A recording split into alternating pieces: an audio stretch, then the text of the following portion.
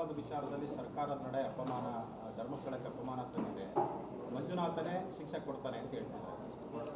ಧರ್ಮಸ್ಥಳದ ಧರ್ಮಾಧಿಕಾರಿ ಮತ್ತು ಆ ಸಂಸ್ಥೆಯ ಅನೇಕರು ಸ್ವಾಗತ ಮಾಡಿದ್ದಾರೆ. ಮೊದಲೇ ಈ ರೀತಿ ತನಿಖೆ ಆಗಿ ಇದರ ಬಗ್ಗೆ ಸಂಪೂರ್ಣವಾದಂಥ ನಾವೇನೂ ತಪ್ಪು ಮಾಡದೇ ಇರೋದ್ರಿಂದ, ಈ ಸಂಸ್ಥೆಯಿಂದ ಏನೂ ಅನಾಹುತ ಆಗದೇ ಇರೋದ್ರಿಂದ ಇದನ್ನು ಇಷ್ಟೊಂದು ಚರ್ಚೆ ಮಾಡೋಕ್ಕೆ ಬಿಟ್ಟಿದ್ದಕ್ಕಿಂತ ಇದು ಕ್ಲೋಸ್ ಆಗಬೇಕಾಗಿತ್ತು ಅಂತ ಈಗ ನೀವು ಮಾಡಿ ಇದನ್ನು ಮುಕ್ತಾಯ ಮಾಡಿರೋದು ನಾವು ಸೂಕ್ತವಾದಂಥ ವಿಚಾರ ಅಂತ ಅವರು ಹೇಳಿದ್ದಾರೆ. ಪಾಪ ಅಶೋಕು ತಟ್ರಸಾಡ್ಕೊಂಡು ಮಾತಾಡೋಕ್ಕಾಗದಲ್ಲೇ ಅಸೆಂಬ್ಲಿನಲ್ಲಿ ಕೊನೆಗೆ ಯಾರು ಸುಳ್ಳು ಮಾಹಿತಿಯನ್ನು ಕೊಡ್ತಿರೋ ಅವ್ರ ಮೇಲೆ ಕ್ರಮ ತಗೊಳ್ಳಿ ಅಂತ ಹೇಳಿದ್ದಾರೆ. ಬಹುಶಃ ಇದು ಭಾಳ ವರ್ಷದಿಂದ ಏನು ಚರ್ಚೆಲಿತ್ತು, ಚರ್ಚೆ ಒಂದು ಎಂಡ್ ಮಾಡಬೇಕಾಗಿತ್ತು. ಕೋರ್ಟ್ ರೆಫರೆನ್ಸು ಇತ್ತು, ಎಲ್ಲರ ಅಭಿಪ್ರಾಯ ಮಾಡೋಕ್ಕೆ ಹೊರಟಾಗ ಪಾಪ ಕುಮಾರಸ್ವಾಮಿಯವರು ಮಾತಾಡಲಿಲ್ಲ, ಅಶೋಕು ಮಾತಾಡಲಿಲ್ಲ, ಬೇಡ ಅಂತ ಹೇಳಲೇ ಇಲ್ಲ. ಮಾಡಾದಮೇಲೆ ಈಗ ಮಾಡಿ ಅಂತ ಅವ್ರು ಹೇಳಿದ್ರು, ಬಿ ಜೆ ಪಿಯವರು ಹೇಳಿದರು ಮತ್ತು ಅವತ್ತೇನು ಕಾಮೆಂಟು ಮಾಡಿರಲಿಲ್ಲ. ಅದರಿಂದ ಪಾಪ ಭಾಳ ದಿವಸದ ನಂತರ ಬಂದವರೇ ಅವ್ರಿಗೇನು ವಿಚಾರ ಇಲ್ಲವೇನೋ ಹೇಳಿದ್ದಾರೆ. ಅದರಿಂದ ಬಿಡಿ, ಅದು ಈಗ ಆಯಿತು. ಸರ್ಕಾರ ಮಂಜುನಾಥ ತಪ್ಪು ಮಾಡಿದರೆ, ಯಾರು ತಪ್ಪು ಮಾಡಿದ್ದಾರೆ, ಯಾರು ಆ ಒಂದು ಕ್ಷೇತ್ರದ ಬಗ್ಗೆ ಅಪಮಾನ ಇಲ್ಲಿವರೆಗೆ ಮಾಡ್ತಿದ್ರು, ಇವರು ಎಲ್ಲ ಗೌಪ್ಯವಾಗಿದ್ದರು, ಅವ್ರಿಗೆ ಶಿಕ್ಷೆ ಆಗುತ್ತೋ ಬೇರೆಯವ್ರಿಗಾಗುತ್ತೋ ನೋಡಂದ್ರಿ. ನೋಡಿ, ಏನೂ ಇಲ್ಲದೆ ಇದ್ದಾಗ ಏನಾರ ಒಂದು ವಿಚಾರವನ್ನು ಎತ್ಕೊಂಡು ಹಿಂಗೆ ಧರ್ಮಸ್ಥಳದ್ದು ಈಗೆಲ್ಲ RC ನೋಡಿದ್ರಿ ಅಸೆಂಬ್ಲಿಲೆಲ್ಲ.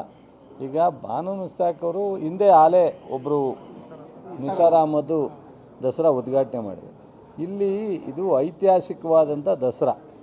ಇಲ್ಲಿ ಯಾವುದೇ ಸಮಾಜ ಇನ್ನೊಂದು ಇವರನ್ನ ಅಂತಲ್ಲ, ಯಾರು ಸಾಹಿತಿಗಳು ಮಾಡಿದ್ದಾರೆ, ಸೈನ್ಸಿಸ್ಟ್ ಮಾಡಿದ್ದಾರೆ, ಸೊ ನಮ್ಮ ಸುಧಾಮೂರ್ತಿಯವರು ಮಾಡಿದ್ದಾರೆ, ಈ ಥರ ಅನೇಕರು ಮಾಡಿದ್ದಾರೆ. ನಿಸಾರ್ ಅಹಮದ್ ಮಾಡಿದಾಗ ಬಹುಶಃ ಅದೇನು ಕಾಮೆಂಟ್ಸ್ ಇತ್ತೇನೋ ಗೊತ್ತಿಲ್ಲ. ಸೊ ಇವತ್ತು ಆ ಒಂದು ಬಾನು ಮುಸ್ತಾಕ್ ಅವರು ರಾಷ್ಟ್ರ ಪ್ರಶಸ್ತಿ, ಅಂತಾರಾಷ್ಟ್ರ ಮಟ್ಟಕ್ಕೆ ಅವರ ಸಾಧನೆಯನ್ನು ತೋರಿಸಿರೋದ್ರಿಂದ ಅವ್ರ ಬಗ್ಗೆ ಒಂದು ದೊಡ್ಡ ಗೌರವ ವ್ಯಕ್ತ ಆಗಿದೆ. ಅವರನ್ನು ಉದ್ಘಾಟನೆ ಮಾಡಲಿಕ್ಕೆ ನಮ್ಮ ಸರ್ಕಾರ, ಮುಖ್ಯಮಂತ್ರಿಗಳು, ದಸರಾ ಕಮಿಟಿ ಕರೆದಿದ್ದಾರೆ. ಬಹುಶಃ ಏನು ವಿಚಾರ ಇಲ್ಲದೆ ಇದ್ದಾಗ ಏನಾರು ಒಂದು ತೀಟೆ ಮಾಡ್ತಕ್ಕಂಥದ್ದು ವಿರೋಧ ಪಕ್ಷದ್ದು.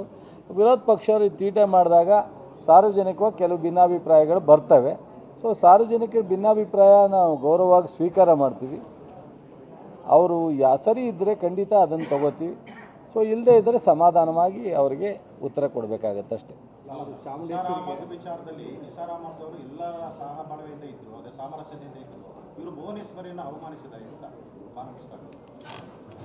ಸೊ ಆ ಥರದ್ದೆಲ್ಲ ನೋಡಿ, ಪ್ರತಿಯೊಬ್ಬರ ವೈಯಕ್ತಿಕವಾದಂಥ ನಡೆಯಲ್ಲಿ ಸಣ್ಣ ಪುಟ್ಟ ವ್ಯತ್ಯಾಸಗಳಿರ್ತವೆ. ಆದರೆ ಅಂತಿಮವಾಗಿ ಅವರ ಅಚೀವ್ಮೆಂಟ್ ಇದೆಯಲ್ಲ, ನಮ್ಮ ದೇಶಕ್ಕೆ ತಂದಂಥ ಗೌರವ ಇದೆಯಲ್ಲ, ಅದನ್ನು ಸಹ ಗೌರವಿಸ್ಬೇಕು. ನಾಗಮಂಗಲದಲ್ಲಿ ಏನು ಮಸೀದಿ ಮುಂದೆ ಅಂತೇಳಿ DK ಶಿವಕುಮಾರ್ ಹೇಳಿಕೆಗೆ ಅಶೋಕ್ ಅವರು ಹೇಳ್ತಾರೆ, ಮಸೀದಿ ಯಾವಾಗ ಕಟ್ತೀರಾ ಅಂತ. ನೋಡ್ರಿ, ಅವರೇನು ಹೇಳಿದ್ರು, ಅವ್ರೇನು ಉತ್ತರ ಕೊಟ್ಟರೋ ಗೊತ್ತಿಲ್ಲ. ಎಲ್ಲರ ದೇವರು ಎಲ್ಲರ ಆಸ್ತಿ. ಯಾರು ಬೇಕಾದ್ರೂ ದೇವರು ಇಷ್ಟಪಡೋರು ಪೂಜೆ ಮಾಡಿ, ಅದರಲ್ಲಿ ಏನು ರಿಸ್ಟ್ರಿಕ್ಷನ್.